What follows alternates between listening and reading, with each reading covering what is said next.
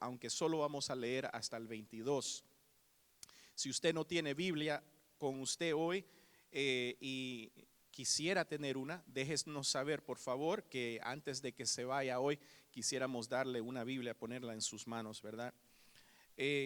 Hoy nos encontramos en la narración donde Lucas describe para su audiencia, en aquel entonces era un hombre llamado Teófilo, y por extensión, ¿verdad?, lo describe a nosotros y lo ha estado describiendo por más de 2000 años, la llegada de Jesús al desierto, donde Juan el Bautista ha estado ministrando por alrededor de 6 meses, y ahora, ¿verdad?, estamos llegando a ese nivel donde Jesús va a comenzar su ministerio. Ahora nosotros hemos aprendido desde el capítulo 1, ¿verdad?, que el ángel viene a anunciar a Zacarías que su esposa estéril de 70 años tendría un hijo llamado Juan. Y el ángel le anunció a Zacarías, ¿verdad?, que Juan iba a ser aquel que el Señor iba a levantar para llamar a su pueblo y preparar a su pueblo para la venida del Señor. Y ese niño ahora es un hombre. Y como lo vimos la semana pasada, está haciendo exactamente lo que el ángel anunció que él iba a hacer. Él está volviendo a muchos de los hijos de Israel al Señor su Dios. Él está lleno del Espíritu. Él viene con el poder de Elías. Está volviendo el corazón de los padres a los hijos y de los desobedientes a la sabiduría de los justos, y está preparando para el Señor un pueblo. Entonces, como ha estado Juan haciendo esto en el desierto, eso nos viene a nosotros una pregunta: ¿qué exactamente está haciendo Juan? Y la semana pasada aprendimos en el capítulo 3, en el versículo 3, ¿verdad?, que él está recorriendo toda la región alrededor del Jordán y él está proclamando un bautismo de arrepentimiento para el perdón de pecados. Ahora, esto es un poco raro para aquellas personas de ese tiempo. ¿Por qué? Porque en primer lugar, el bautismo no era una costumbre judía. Normalmente el bautismo era principalmente usado para el proselitismo a los gentiles en la fe judía, ¿verdad? Si un gentil, una persona que no era judía, quería hacerse judío o seguir al Dios de los judíos, había un bautismo para esa persona poder limpiarse, ¿verdad?, poder purificarse. Pero para aquellos que eran hijos de Abraham, no se usaba el bautismo. Pero Juan viene proclamando un bautismo de arrepentimiento. Y él coloca a todos, ¿verdad?, judíos y no judíos, en la misma categoría. Y la categoría es la categoría de pecador. De hecho, nos llama a todos nosotros víboras. Así es como él, en el poder del Espíritu, está preparando un pueblo para el Señor, ¿verdad? Entonces simplemente vamos a ver cómo es que Juan ha estado preparando el camino para el Señor. Y el objetivo de Juan ha sido bien simple. Él está trabajando para exponer nuestro pecado. Él está trabajando para mostrarnos nuestra condenación delante de Dios. Él está trabajando para revelarnos el juicio de Dios. Y él está trabajando para guiarnos hacia el arrepentimiento. Ahora, él ha estado haciendo esto a través de la avenida profética de la enfrentación o confrontación. Esto es muy importante de entender. Dios había estado silencioso por 400 años. Había pasado tanto tiempo desde que Dios había levantado un profeta para poder hablarle a su pueblo. Ahora, todos nosotros reconocemos que a lo largo de la historia de Israel, Dios había levantado profetas para hablar al pueblo en nombre de Dios. Y estos hombres entregaban las palabras de Dios las palabras de advertencia, las palabras de juicio, las palabras de promesas, y eran hombres que hablaban con autoridad, eran hombres que hablaban con audacia, ¿verdad? Y hacía 400 años que no se había aparecido un profeta en la tierra.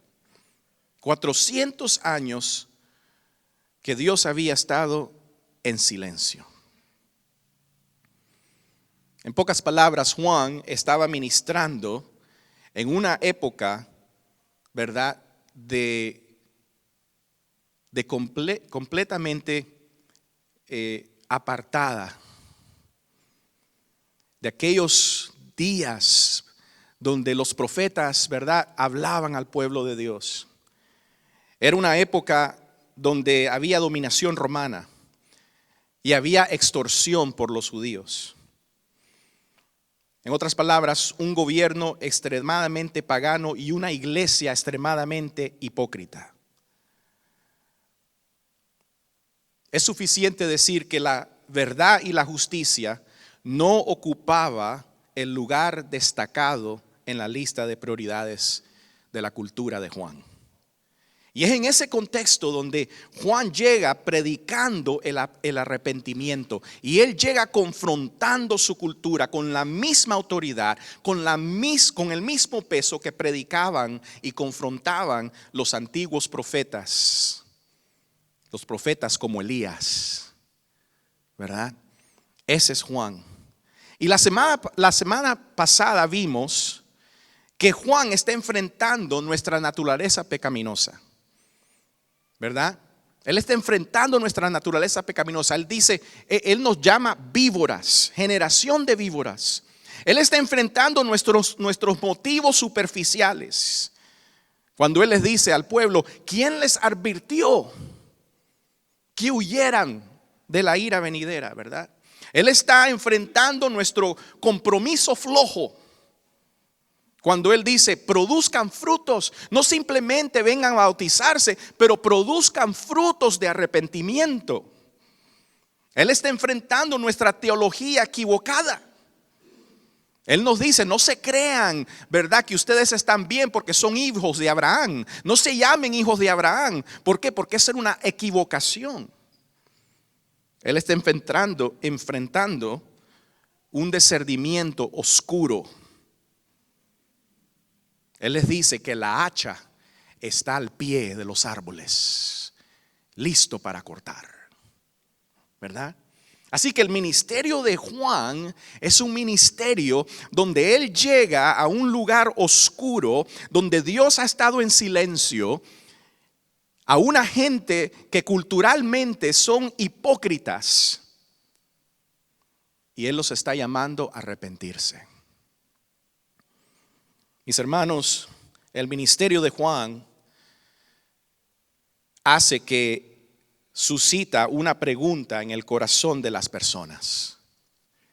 Y esa es la pregunta que hoy él nos va a contestar.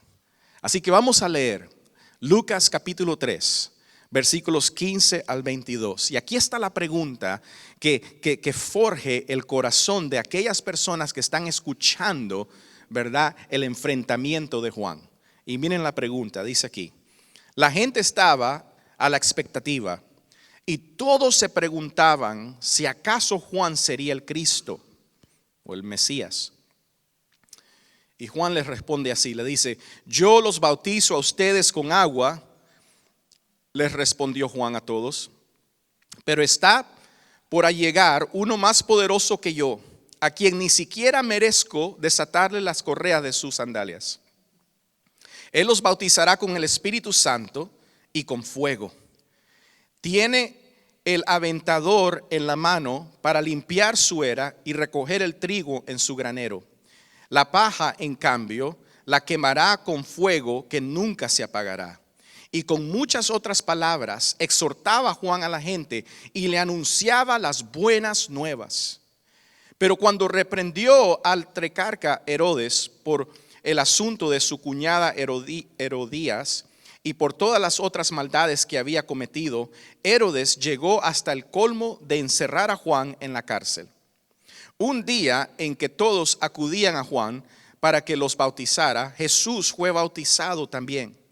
Y mientras oraba, se abrió el cielo y el Espíritu Santo bajó sobre él en forma de paloma. Entonces se oyó una voz del cielo que decía: tú eres mi Hijo amado, estoy muy complacido contigo. Padre, te damos gracias por tu palabra. Espíritu Santo, te pedimos que vengas y ministres. Enséñanos, Señor.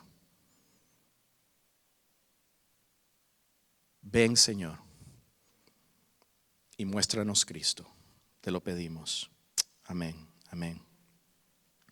Hermanos, en 1929, en los Estados Unidos, se estaba expandiendo una teología de liberalismo. Era una teología que nació en Europa en el siglo XIX y era básicamente, fundamentalmente una teología de incredulidad. Y había afectado a las principales denominaciones de los Estados Unidos. Lamentablemente, incluso había infectado muchos de los seminarios que hoy en día son seminarios seculares. Seminarios como Princeton, ¿verdad? Que era uno de los mejores seminarios cristianos en los Estados Unidos, en New Jersey. Y ese liberalismo hizo que varios de los miembros de la facultad de Princeton se fueran para comenzar un nuevo seminario en Filadelfia. Y ese seminario se llama el Seminario Westminster. Y era un seminario comprometido al cristianismo ortodoxo. Ese seminario fue abierto principalmente por un hombre que se llama Gresham Machen. Y se convirtió en uno de los seminarios, ¿verdad?, más ortodoxos de los Estados Unidos. Y este hombre era el presidente del seminario.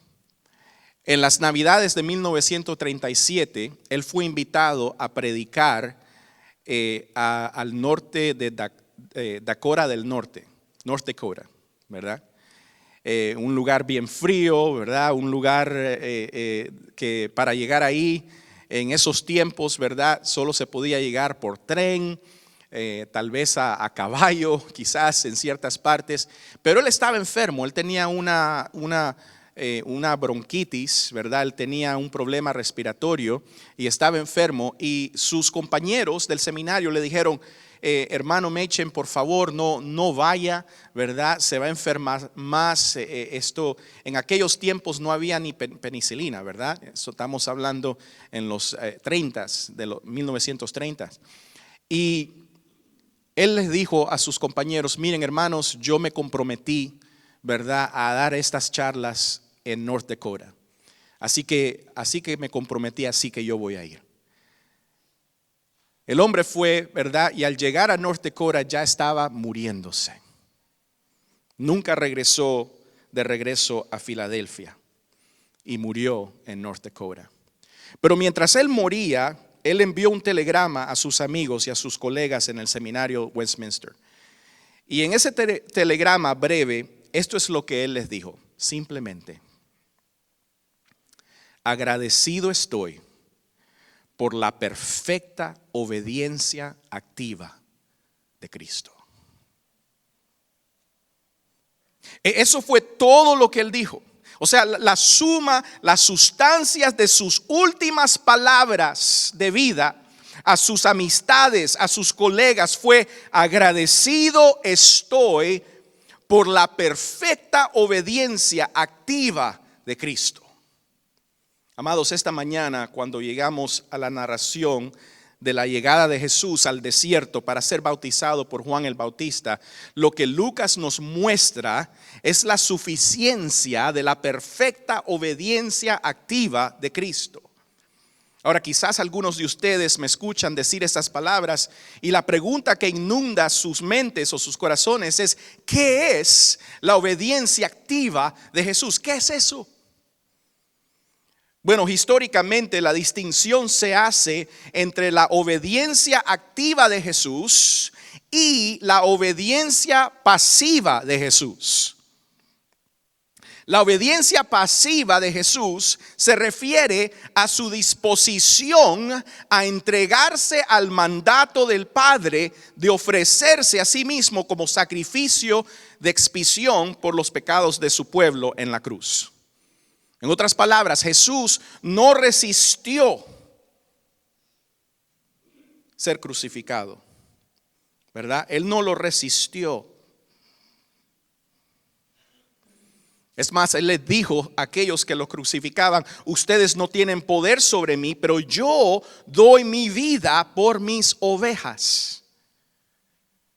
Se llama obediencia pasiva porque Él fue pasivo en su recepción de la pena por el pecado como nuestro portador del pecado. En contraste, la obediencia con la obediencia pasiva, que realmente era una acción, aunque es pasiva en acción, ¿verdad? Él no hizo, Él simplemente se entregó pasivamente. Si vamos a dar el contraste a eso, la obediencia activa de Jesús es cuando Él se somete a la ley de Dios y Él obedece por 33 años activamente todo lo que el Padre ha mandado a que nosotros obedezcamos. La obediencia activa de Cristo está directamente relacionada con nuestro texto sobre el bautismo de Jesús. Porque en este texto Lucas quiere describirnos el carácter de Jesús hacia la gente, el carácter de Jesús hacia los mandatos de su Padre y el carácter de Jesús hacia el cumplimiento de todo lo que su Padre requería. Y muy a menudo nosotros miramos a Jesús y vemos a un maestro amoroso. Muchas personas eso es lo que ven. O ven a un modelo perfecto de vida. Vamos a seguir a Jesús, vamos a emular a Jesús porque Él es el modelo perfecto, ¿verdad? O a un ministro lleno de gracia que nos perdona los pecados. Pero todavía tenemos problemas para verlo como suficiente para nosotros delante del Padre. Una pregunta que a mí me encanta hacerle a aquellos que vienen a hacer consejería conmigo, cuando lo siento, ya sea una pareja o ya sea un individuo, yo siempre le pregunto a la persona: ¿está Dios complacido contigo? ¿Está Dios complacido contigo? Y la respuesta a esa pregunta a menudo está guiada por muchas dudas. Y Lucas nos ha estado diciendo que Juan el Bautista está preparando el camino para que el pueblo de Dios se vuelva al Padre, sin dudas. Hermanos, Jesús es el camino al Padre y hoy Lucas nos permitirá ver que el Padre está muy complacido con su Hijo amado. Y esto debería llevarnos a todos a un compromiso, confiando con el Padre, sabiendo que la perfecta obediencia activa de Jesús es la base de su complacencia con todos nosotros. El amado pastor Jonathan la semana pasada nos mostró que una de las claves para el avivamiento de nuestros corazones es saber que Jesús es suficiente, ¿verdad? O sea, el arrepentimiento no es solo reconocer que nosotros somos víboras. El arrepentimiento no es solo nosotros reconocer, ¿verdad?, que necesitamos el perdón de Dios. Sino el arrepentimiento también es poder descansar en Jesús. Es mostrar los frutos de la fe al encontrar que Jesús es suficiente para lidiar con nuestro pecado. Él es suficiente para lidiar con nuestro quebrantamiento. Él es suficiente para lidiar con nuestra vergüenza. Él es suficiente para lidiar con nuestras adicciones. Él es suficiente para lidiar con nuestras debilidades. Hay muchos cristianos que hablan de boca y dicen que Jesús es mi Salvador, pero nunca acuden a Él para lidiar con los patrones de pecado que están destruyendo sus matrimonios, que están destruyendo su salud, que están destruyendo su corazón y sus relaciones. Dicen que Jesús es mi Salvador, pero te mantienes alejado de traer las necesidades tuyas al Padre. Y tienes miedo de que el Padre está molesto contigo. Dices que Jesús es tu Salvador, pero siempre estás tratando de construir tu propia justicia. Y en ese proceso fallas de amar a Dios y de amar al prójimo. Mis hermanos, todo lo que yo acabo de mencionar es fruto de una profunda duda de que Jesús es suficiente. Quizás tú dices, no, yo sé que Jesús es suficiente, pero esos frutos que acabo de nombrar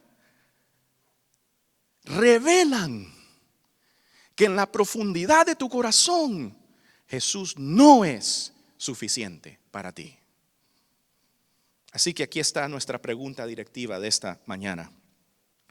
¿Por qué es Jesús suficiente para que los pecadores reciban la salvación ante un Dios santo? ¿Por qué es Jesús suficiente? Vamos a hacer 2 puntos, pero como ustedes me conocen a mí, son 2 puntos bien largos. Punto número 1, porque Él es plenamente Dios. ¿Por qué es Jesús suficiente para nosotros ser salvos? Porque Él es plenamente Dios. Miren lo que Juan el Bautista dice. Él dice, yo los bautizo a ustedes con agua, les respondió Juan a todos, pero está por llegar uno más poderoso que yo, a quien ni siquiera merezco desatarles las correas de sus sandalias. Ahora, Juan el Bautista inicia su ministerio público y Juan sale del desierto predicando el arrepentimiento, preparando el camino para la venida de Jesús, y él es excelente. Muchas personas lo siguen, las multitudes acuden a él, todos están alrededor de Juan. Ese tipo tiene multitudes, ¿verdad? Él es el número 1 en iTunes. Todo el mundo quiere seguirle en Facebook y en Instagram, ¿verdad? Es el gran profeta. Todo el mundo realmente espera que él sea el mero mero, el gran hombre de Dios que ha venido a salvarnos. Él va a solucionar nuestros problemas. Él va a ser nuestro Salvador. Y las multitudes salen a ver a Juan. Todo el mundo le dice, oye hermano, tú has escuchado de Juan el Bautista, el profeta en el desierto. Vamos a verlo. Es un espectáculo. Come insectos y miel. Usa ropa de pelo de camello. Como dije la otra vez, camayo, ¿no? Camayo. ¿Verdad? Todo el mundo quiere ver a Juan, porque es un hombre con una autoridad, un hombre devoto de Dios, un profeta, ¿verdad? Y está gritando, arrepentíos, arrepentíos. Es fenomenal el hombre. Y todos se preguntan en sus corazones, ¿es él el Cristo? ¿Es él el que Dios prometió a Adán y Eva que dijo que un niño, ¿verdad?, iba a nacer, que dijo que el cimiento, gracias Roberto, el cimiento, ¿verdad?, de la mujer iba a aplastar a la serpiente. ¿Es él? Pero miren cómo Juan, a mí me encanta que el texto no nos dice que Juan escuchó sus preguntas. Pero Juan tiene la percepción de saber lo que el pueblo está hablando, lo que la gente está preguntando, ¿verdad? Y Juan les responde. Y Juan les dice, no se trata de mí. No se trata de mí. Se trata de Jesús. Él viene. Él es más grande que yo. Es más, es tanto más grande que yo no soy digno de desatarle las sandalias. Ahora, mis hermanos, culturalmente esto podría pasar desapercibido para nosotros. Así que déjenme explicarlo un poquito, ¿verdad? En esos días las carreteras no eran bonitas como las carreteras de hoy en día, ¿verdad? En esos días no habían automóviles. En esos días la gente rica andaba en caballos, pero la gente pobre, ¿verdad?, como era la mayoría, andaban en pie, ¿verdad? Y andaban en pie o sin sandalias. Y estamos hablando carreteras de lodo, de fango, como dicen los cubanos. Carreteras, ¿verdad?, con excremento de animales. Carreteras con orines de animales. Carreteras sucias. Y la gente caminaba, ¿verdad?, cantidad. Y cuando llegaban a una casa, tú le veías los pies. Y por ejemplo, desde las rodillas para abajo, eso era una mugre. Ahora yo no sé ustedes, ¿cuántos de ustedes les gustan los pies? No muchos, ¿verdad? Yo me casé con una esposa que odia los pies.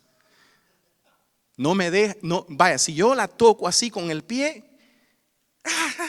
quítame el pie, ¿verdad? Mis hermanos, era algo bien bajo quitarle las sandalias a alguien y lavarle los pies. Y lo que Juan está diciendo aquí es que yo no soy digno de desatarle los zapatos a Jesús. Es más, yo no puedo ser ni su estudiante, porque el estudiante servía al maestro. Pero Juan dice, él es tan más grande que yo, ¿verdad?, que yo no tengo dignidad ni para ser el sirviente más bajo que hay para poder desatarle sus zapatos. Porque mis hermanos, en esa cultura era el sirviente más bajo, era el esclavo más bajo el que tenía que hacer ese trabajo. Y Juan dice que él no es digno ni de ser eso. Mis hermanos, la distancia entre Jesús y yo, y tú, y Juan, es tan grande. Es tan grande. Y la razón por la cual nosotros vemos eso es porque aquí estamos viendo un profeta de Dios, un hombre que Jesús en Mateo dice que no hay hombre nacido de mujer que sea más grande que Juan el Bautista. Mas sin embargo, este hombre está lleno del Espíritu Santo, es un profeta y dice que él ni siquiera puede desatarle los zapatos porque Jesús es mucho más grande que él. Mis hermanos, yo creo que aquí el Espíritu Santo nos revela la divinidad de Jesús. Jesús no es simplemente un hombre, Jesús es Dios. Ahora, ¿cómo Jesús, siendo plenamente Dios, nos asegura la salvación? ¿Por qué podemos estar seguros delante del Padre? ¿Verdad? ¿Por qué? Porque solo Dios puede salvar, mis hermanos. Solo Dios puede salvar.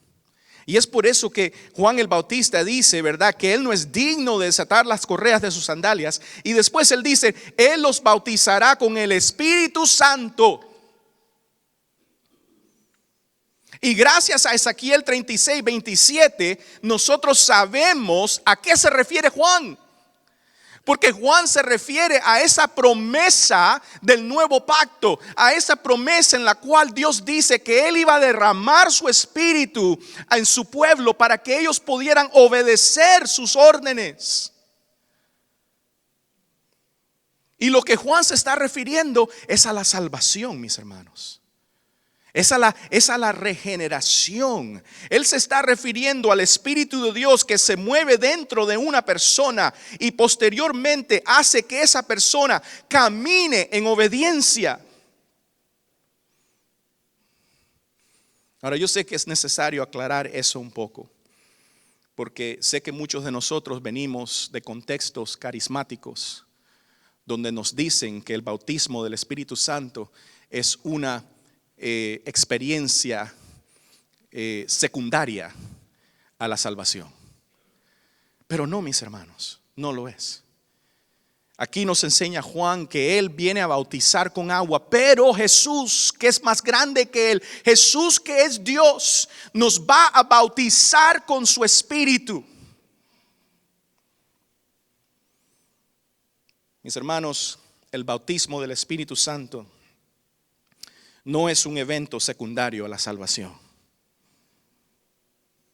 Muchos carismáticos te enseñan que el bautismo del Espíritu Santo, ¿verdad?, es algo que uno ora para aquellos que son más espirituales, para aquellos, ¿verdad?, que son más amados por Dios. Se ponen en oración, son más fieles a Dios y entonces Dios viene y les da una segunda experiencia donde los bautiza con el Espíritu Santo. Y normalmente ese bautismo se dice que es comprobado por lenguas de fuego. Por eso dice ahí fuego, ¿verdad? Pero mis hermanos, eso no es bíblico. En Hechos capítulo 2, el Espíritu descendió a la iglesia. Y cuando el Espíritu desciende a la iglesia, dice que aquellos que estaban en el aposento alto, ¿verdad?, comienzan a hablar en diferentes lenguas. Y eso se vuelve a ver cada vez que el Espíritu cae, ¿verdad?, en un grupo de personas, a los gentiles, por ejemplo, ¿verdad?, a los samaritanos, por ejemplo. Pero estamos hablando de un evento que sucede, ¿verdad?, al principio, al inicial de la iglesia, ¿verdad? Un evento que sucede cuando el Espíritu Santo es derramado en la iglesia, ¿verdad? Pero aquí lo que nos muestra es Juan diciéndonos que yo les proclamo un arrepentimiento de pecados, pero el que viene después de mí derramará su espíritu sobre nosotros, sobre ustedes. Mis hermanos, el bautismo del Espíritu Santo es salvación. Si usted tiene al Espíritu Santo morando dentro de usted, usted es un hijo de Dios. Porque la morada del Espíritu Santo es el signo revelador absoluto de un creyente genuino. Romanos capítulo 8, versículo 9 nos dice: sin embargo, vosotros no vivís según la carne, sino según el Espíritu. Si es que el Espíritu de Dios mora en vosotros, pero si alguno no tiene el Espíritu de Cristo, no es de él. Juan 7, 38 y 39 dicen: el que cree en mí, como dice la Escritura, de su interior correrán ríos de agua viva. Pero esto lo dijo del Espíritu que había de recibir los que creyeran en él, porque aún no se habían dado el Espíritu, porque Jesús aún no había sido glorificado. ¿Ves? Ahí nosotros vemos la razón por qué en Hechos 2 el Espíritu es derramado ahí. Porque Jesús aún anteriormente no había sido glorificado, el Espíritu todavía no había sido derramado. Hechos 2, 38, 39 dice, Pedro les dijo, arrepentíos y bautícense cada uno de vosotros en el nombre de Jesucristo para perdón de los pecados y recibiréis el don del Espíritu Santo. Porque la promesa es para vosotros y para vuestros hijos y para todos los que están lejos, para cuanto el Señor nuestro Dios llamare a sí mismo. Mis hermanos, Cristo viene y nos bautiza con su Espíritu. Quiere decir, Él viene y nos da salvación. Nosotros podemos estar seguros de la suficiencia de Cristo porque Él es Dios y Dios nos bautiza con su Espíritu en la salvación. Pero la segunda razón es porque solo Dios puede santificar. No solo Dios puede salvar, pero Dios santifica también. Miren el versículo 17, ¿verdad? Después de que Juan dice que Él nos bautizará con el Espíritu y con fuego. Juan dice que Él había de venir, bautizaría a la gente con espíritu y fuego. Y aquí hay otra analogía ampliamente mal entendida.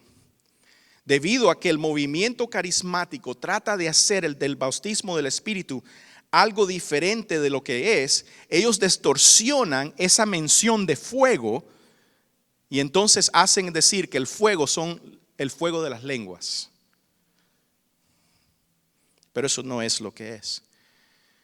Vamos a usar una hermenéutica bíblica adecuada al texto y al contexto, ¿verdad? Juan nos dice exactamente lo que significa fuego en el siguiente versículo.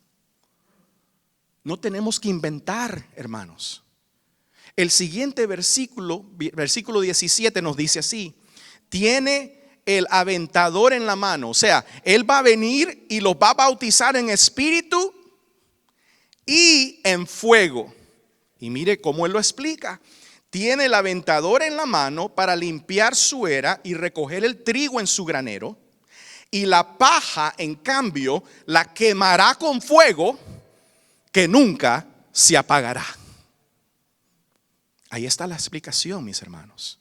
O sea, Jesús viene y Juan le está diciendo a la multitud completa: yo los bautizo con agua, pero viene uno que los va a bautizar y ustedes van a poder escoger de dos bautismos. O serán bautizados por el Espíritu o serán bautizados por fuego.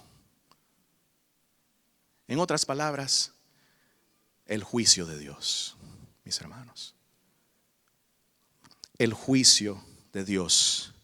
Dios separa. Dios separa.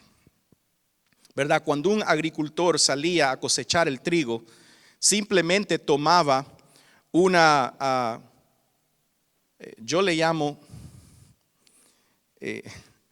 no sé cómo llamarle, ¿verdad? Pero es como una pala, ¿verdad? Que tiene un rastrillo, ¿verdad? Y entonces él tomaba el trigo con eso y lo aventaba hacia arriba, y el trigo, que pesa más que la paja, con el viento el trigo caía y la paja se separaba. Y nuestro Señor Jesucristo dice que Él, en su juicio, Él va a separar el trigo de la cizaña. Él lo va a separar. Mis hermanos, nosotros podemos estar confiados delante de Dios el Padre. Nosotros podemos estar seguros porque Jesús es Dios plenamente. Y Jesús, como Dios, nos ha dado su Espíritu y nos ha separado. Él nos mantendrá hasta el final, y en el día de juicio, ¿verdad? Él nos santificará, Él nos separará completamente de aquello que va a ser quemado y juzgado para siempre. Mis hermanos, estamos completamente asegurados porque Cristo es suficiente. Pero el segundo punto es: ¿por qué es Cristo suficiente? Porque es plenamente hombre también. No simplemente es plenamente Dios, pero es plenamente hombre. En el versículo 21 dice, un día en que todos acudían a Juan para ser bautizados, Jesús fue bautizado también. Ahora, aquí hay muchas preguntas que pueden levantarse, ¿verdad? En este texto, una de las preguntas más populares es ¿por qué? ¿Por qué se bautiza Jesús? Si Juan está haciendo un bautismo de arrepentimiento, entonces ¿por qué se va a bautizar Jesús, verdad? Pero no quiero darle mucho tiempo a eso, porque quiero ser fiel a el intento de Lucas, de lo que él quiere compartir. Ahora, si vamos a Mateo sí nos comparte una discusión entre Juan el Bautista y Jesús, ¿verdad? Porque nos dice que cuando Jesús llega, Juan le dice, bueno, el que se tiene que bautizar aquí soy yo, no tú me tienes que bautizar a mí, ¿verdad?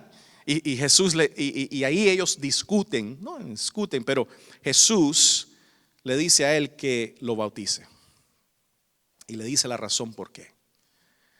Pero Lucas, dirigido por el Espíritu Santo, no nos muestra eso. Lucas simplemente nos dice que cuando la multitud está llegando a ser bautizada, Jesús llega a ser bautizado.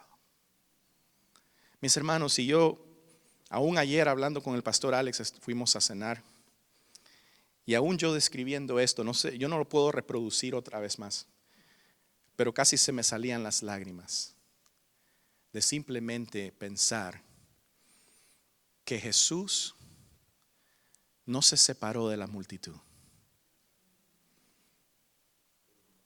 pero que Él simplemente se hizo uno más de entre la multitud. ¿Sabes por qué, mi hermano, mi hermana? Porque Jesús viene a ser nuestro representante. Como nos dice el pastor hebreo, ¿verdad? Él es un sumo sacerdote que se simpatiza con nosotros, porque Él ha sido tentado de todo manera que nosotros hemos sido tentados, pero sin pecado. Me encanta esa foto, ¿verdad? Esa ilustración. Ustedes se imaginan el Jordán, las multitudes de personas queriendo ser bautizadas para arrepentirse de sus pecados, y Jesús entre ellas, sin pecado. Mis queridos hermanos, Jesús es suficiente para nosotros, no simplemente porque Él es plenamente Dios, pero es suficiente porque Él es plenamente hombre. Él es uno de nosotros, pero sin pecado, ¿verdad? Aquí nosotros vemos, me encanta el versículo 23 al 38, no les voy a leer todos esos nombres, porque son muchos nombres que vamos a machacar, ¿verdad? Pero dice aquí, Jesús tenía unos 30 años cuando comenzó su ministerio. Era hijo, según se decía, de José. Y de ahí hay una multitud de nombres que llegan hasta hijo de Adán en el versículo 38. Hijo de Adán, hijo de Dios. Mis hermanos, Lucas quiere que nosotros sepamos, diferente a Mateo, porque en Mateo, por ejemplo, la genealogía que está en Mateo para en Abraham, ¿verdad? Mateo simplemente le está hablando a judíos y él quiere que ellos sepan de que Jesús era hijo de Abraham. Pero Lucas quiere que nosotros sepamos de que Jesús es hijo descendiente de Adán. No de Abraham, pero de Adán, ¿verdad? Que era el padre de la humanidad. Adán, el nombre Adán significa hombre, ¿verdad? Era el padre de la humanidad. Y Jesús, al igual que Adán, que es el representante de la humanidad, el por el cual, ¿verdad? Nos dice Romanos capítulo 5 y nos dice Primera de Corintios capítulo 15, el por el cual, ¿verdad? Entró el pecado al mundo, entró la muerte al mundo, así como murió Adán, mueren todos sus hijos. Pero de la misma manera, Lucas quiere que nosotros sepamos que Jesús es nuestro nuevo Adán. Él es el segundo Adán. Él es nuestro nuevo representante, por el cual nosotros ahora tenemos vida y salvación, mis hermanos. Así que Jesús es plenamente hombre y eso nos asegura de la salvación. ¿Por qué? Porque Él es nuestro representante. Jesús fue bautizado también.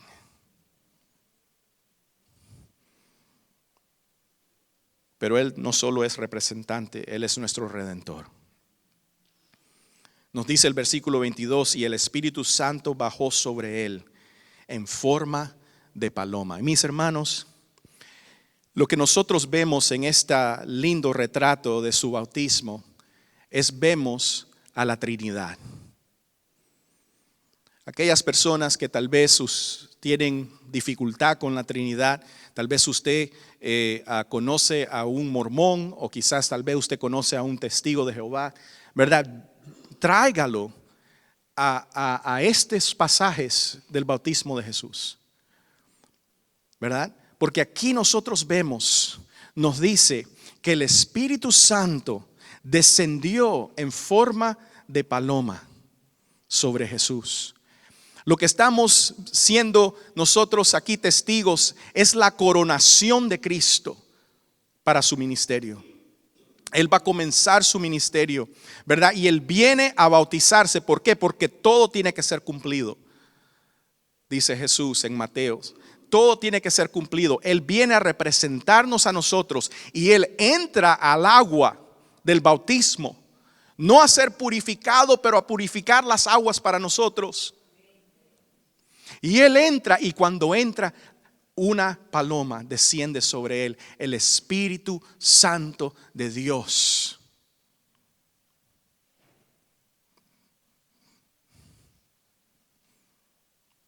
Mis hermanos, era necesario que Jesús, ¿verdad?, fuera guiado en el poder del Espíritu Santo. Porque este bautismo que nosotros vemos aquí no es simplemente, ¿verdad?, una coronación, pero también es una sombra. El bautismo es una sombra de lo que Jesús iba a hacer por nosotros. Mis hermanos, al Jesús entrar en el agua del bautismo, Él nos está mostrando de la manera en que Él iba a morir y de la manera en que Él iba a entrar a la tumba. Iba a ser sepultado, ¿verdad? Y de la misma manera que Jesús es levantado de entre las aguas, Él nos está mostrando, ¿verdad?, que al tercer día Él iba a ser levantado de entre la tumba. Mis hermanos, aquí nosotros vemos que Él es nuestro Redentor. Es más, es por eso que Romanos capítulo 6 nos dice que nosotros hemos sido unidos en Cristo en su bautismo, en su muerte, ¿verdad? Y de la misma manera seremos unidos con Él en su exaltación, en su resucitación, ¿verdad? Él es nuestro Redentor. Y finalmente, mis hermanos, Él es nuestra justicia. ¿Por qué podemos estar confiados nosotros en nuestra salvación? Porque Jesús es nuestra justicia. Versículo 22 nos dice que el Padre abrió el cielo y una voz descendió que decía: tú eres mi Hijo amado, estoy muy complacido contigo. Mis queridos hermanos, Jesús es nuestro representante. Todo lo que Jesús pasó, ¿verdad?, su vida perfecta, su obediencia activa, es dada a nosotros. De la misma manera que todo nuestro pecado es puesto en Él.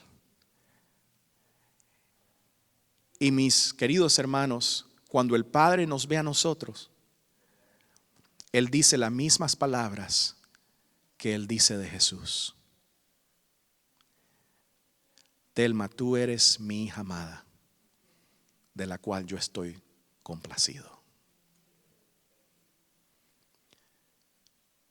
Qué palabras más lindas, mis queridos hermanos.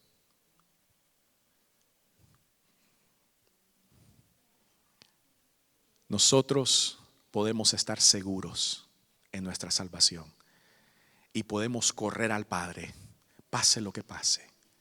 Es más, hermanos, el arrepentimiento es que nosotros corramos al Padre por medio de Jesús.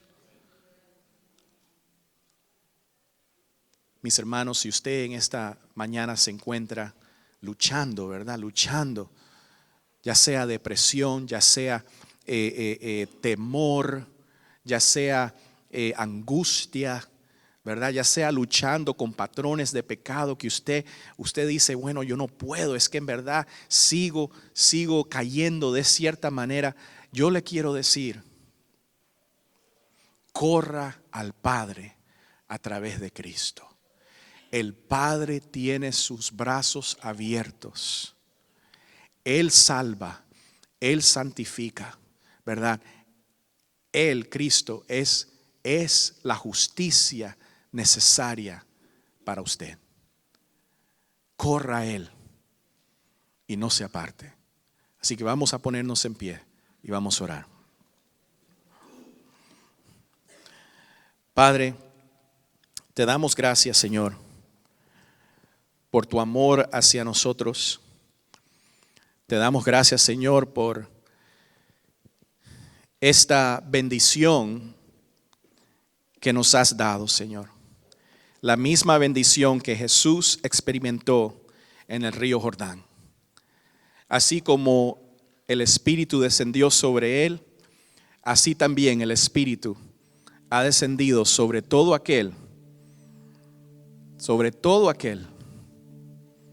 que por fe ha recibido a Cristo. Así como el Padre dijo, este es mi Hijo amado en el cual estoy complacido, así de la misma manera, Señor, nosotros recibimos el amor del Padre a través de Cristo. Así que, Señor, te damos gracia. Te damos gracia que nosotros podemos ver en este bautismo de Jesús, podemos ver la realidad de nuestra salvación, la realidad de nuestra redención, Señor, la realidad de que nosotros delante de ti somos agradables, somos aceptados, somos invitados, porque tú estás complacido con tu Hijo amado Jesús. Señor, te pido que cada persona aquí corra a Cristo en esta mañana. En el nombre de Jesús. Amén. Amén.